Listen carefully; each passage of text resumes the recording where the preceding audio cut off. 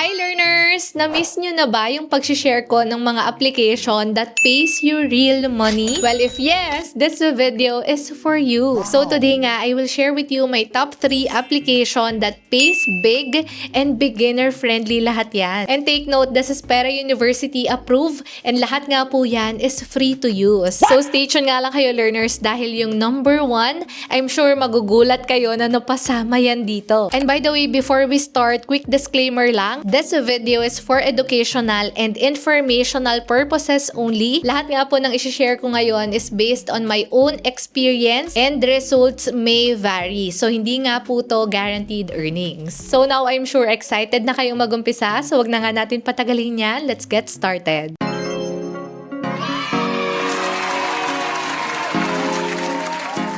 Hi learners! Welcome back to our channel. Ako nga po pala si Rose. At kung bago ka pa lang dito sa ating channel, i-click mo na ang subscribe button pati na rin ang notification bell para updated ka kung may mga bago tayong upload na video na pwedeng makatulong sa'yo. So ngayon nga, wag na tayo magpatumpik-tumpik pa. Umpisahan na natin yung first application na isi-share ko sa inyo. So ito nga po ay walang iba kundi si DigiWards. So ito learners, since nag-start ako sa YouTube way back 2021, nire-review ko na po talaga itong application na ito. And up until now, still paying pa rin yan. So yes, hanggang ngayon, nakaka-receive pa rin ako ng payout ko dito. And kahit nga din ngayon, learners, I would still recommend you to try this application. So Miss Rose, paano nga ba yan gumagana? So ito nga, learners, is an application na kung saan makakapag-earn tayo ng rewards by doing simple tasks gamit nga lang po yung kanilang application sa mga mobile phone natin. So now naman, paano naman tayo kikita dito? So here nga, learners, meron silang tinatawag na DigiPoints, which is, ayun yung kailangan nating i-accumulate. And by the time na meron na tayong enough na na-collect na DigiPoints, pwede na nating ma-convert yan into cash through our e-wallets like PayPal, Maya, or GCash. And para naman makakuha tayo ng mga DigiPoints, pwede nga tayong mag-join sa mga activities inside their application. And yung mga activities na meron sila is itong CAPTCHA solving, playtime, and meron din silang mga surveys and other tasks na pwede nating gawin. So ako dito, ang pinaka nagustuhan kong way is itong CAPTCHA solving.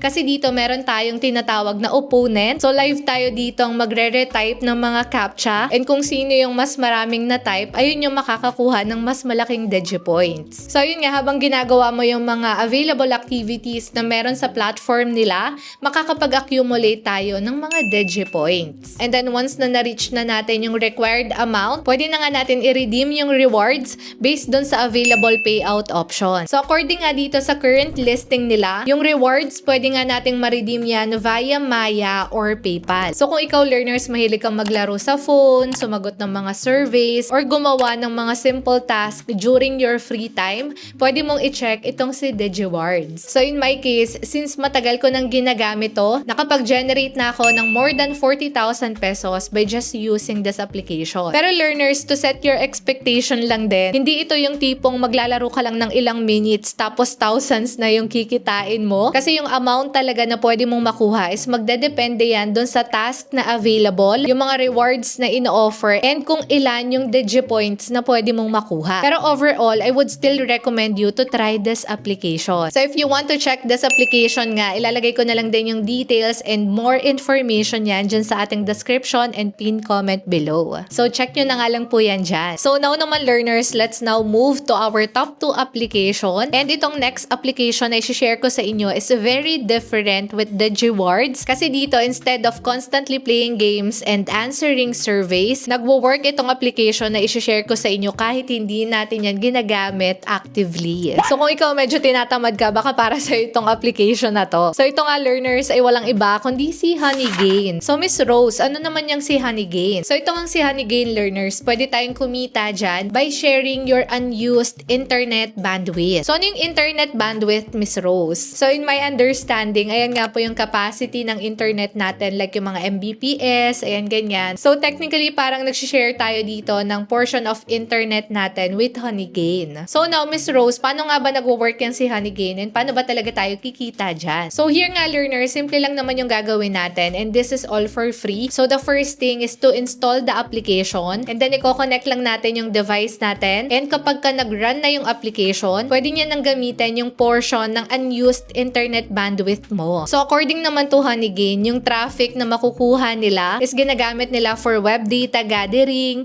ad verification, and similar legitimate business activities. So like for example, by using your unused internet bandwidth, ma-identify nila kung ano yung in demand, kung ano yung trending, and ayun naman yung mga information na pinapasa nila sa business na nangangailangan ng ganong information for marketing purposes. And dito nga habang ginagamit nila yung unused internet mo, papalitan naman nila yan ng Honeygain credit. So isa sa mga nagustuhan ko naman dito, learners, is that hindi mo nga kailangan na nakatutok ka sa application all the time kasi pwede mo talaga siyang iwan habang meron kang ibang ginagawa. So now, Miss Rose, paano naman simulan yung process? So again dito, learners, the first thing you need to do is to create an account dito nga po kay Honeygain, and then after that, pwede nyo na yung i-download sa mga mobile phones ninyo or other device, and then after that, i-connect nyo lang yung internet ninyo, either mobile data or Wi-Fi. And here, I highly recommend you to try the Wi-Fi first. So dito kasi by using our Wi-Fi, mas maximize natin yung mga points na makukuha natin. Now, kapag okay na, kapag na-connect na natin yung internet, magre-run na yung application. So, ang maganda rin naman dito kay Honeygain, mamomonitor natin yung credits dito mismo sa dashboard ng application nila. And then here, kapag na-reach na natin yung current minimum payout threshold, pwede na tayong makapag-request ng payout. So, as of now, based nga po dito kay Honeygain, ang minimum payout nga po is $20. And ang payout option dito is via PayPal or Jump Token. So, dito naman, learners, pwede yung pangtamad pero kailangan maging patient tayo. Kasi nga po dito, hindi yan instant cash na makukuha natin agad-agad. Pero kung meron naman na kayong stable internet connection and kung gusto nyo ng something na pwedeng magbigay sa inyo ng potential income kahit maliit lang, pwede nyong i-check and try itong si Honeygain. So, in my case, ito na yung mga na-receive ko from Honeygain. So, tayo dito, learners, matagal ko na rin itong ginagamit. So, isa rin to sa mga OG application ko. So, talagang isa rin to sa mga pwede kong ma-recommend na i-try ninyo. Pero again, learners, ulitin ko lang, hindi nga po guaranteed na malaki agad yung income dito. Kasi yung pwede natin kitain dito, magdedepende yan sa different factors like yung location mo, internet demand, yung connection uptime, and yung number ng devices. By the way pala dito, mas maraming device, mas maganda. So again dito, learners ha, don't expect na dahil running siya 24/7, malaki na agad yung pwede nating makuha. So kasi for me, mas maganda siyang tignan as small passive extra income. So yun nga, learners, so if you want to try this application, ito nga pong si Honeygain, so ilalagay ko na nga lang din po yung details and more information yan dyan sa ating description below. So now, learners, ayan, ito na. Punta na tayo dun sa ating third application, and this is our top one. Kasi this one, learners, is actually most of you meron na yan, and hindi nyo lang alam na pwede nyo yung gamitin para kumita kayo. So this one kasi hindi mo kailangan maglaro, hindi mo kailangan mag-answer ng survey, and hindi mo rin kailangan maghanap ng clients because our top one is digital bank. So yes, learners, digital banks yung top one application natin, and recommended ko talaga yan. So now, I'm sure ang next question ninyo is that, Miss Rose, paano naman naging earning up yung digital bank? So kasi dito, learners, ang concept niyan is that instead na ilagay mo yung pera mo sa regular account mo, bakit hindi mo ilagay yan sa savings account na pwedeng kumita ng interest yung pera mo? So with digital banks naman, learners, actually marami tayong pwedeng pagpilian, and ang isa nga sa mga i-highlight ko sa inyo today is itong Maya Savings. So now to show you, ayan, ito yung savings ko with Maya, and everyday dito merong pumapasok na boosted and based interest sa account ko. So basically, by doing this, our money is working for us. And with Maya kasi, learners, kaya isa rin to sa mga recommendation ko kasi hindi lang isang option yung meron sila. So here kasi, learners, ang maganda, you can actually have different ways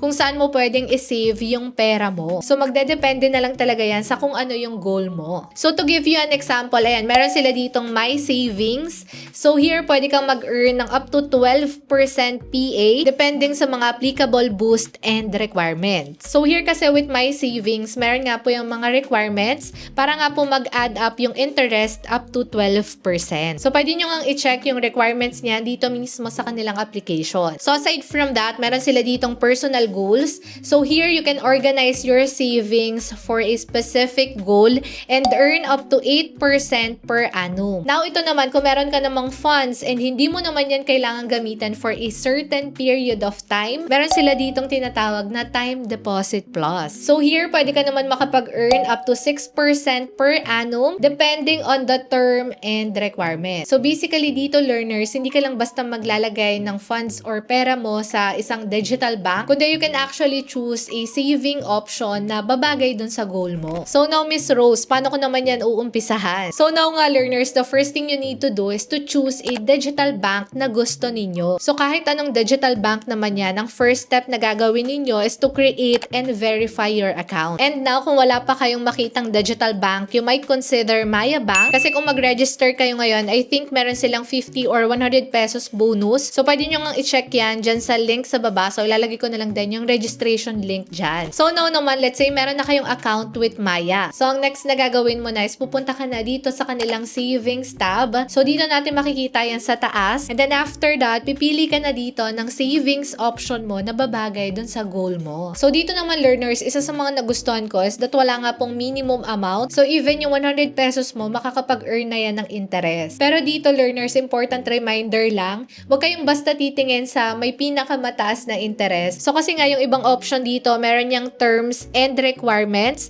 para nga po ma-boost yung rate. So for me, ang lagi kong ginagamit dito is itong time deposit. So kung meron akong long-term goal, dito ko yan nilalagay. And for my savings naman, kapag meron akong short-term na funds na hindi ko pa naman gagamitan, nilalagay ko muna dito para mag-earn siya ng interest. So again, dito learners, reminder lang, kung gusto nyo talagang mag-umpisa mag-save dito, always check the interest rate, the balance limit, and requirements. So kahit anong digital bank pa yan, always check the latest information. Pero of course, learners, bago kayo maglagay ng pera sa kahit anong digital bank, mas maganda na mag-research kayo muna. And please remember and take note na pwedeng magbago yung interest rates and yung mga promotions nila. And ayun learners, so again, with digital banks, Maya is one of my recommendations. So if you want to try that as well, ilalagay ko na nga lang din po yung link niyan, yung registration link niyan dyan sa description and pinned comment below. So ayan, 3 application and platforms nga po yung shinare ko sa inyo ngayon that can potentially help you earn extra money. So yung top 3 nga natin is itong si DigiWards. Top 2 is Honeygain. And for the first spot is yung mga digital banks. So yun nga learners, so if you want to try those platform, lahat ng details niyan makikita nyo po dyan sa baba. And ayun, so I think that's it for our video today learners. Hope you like this video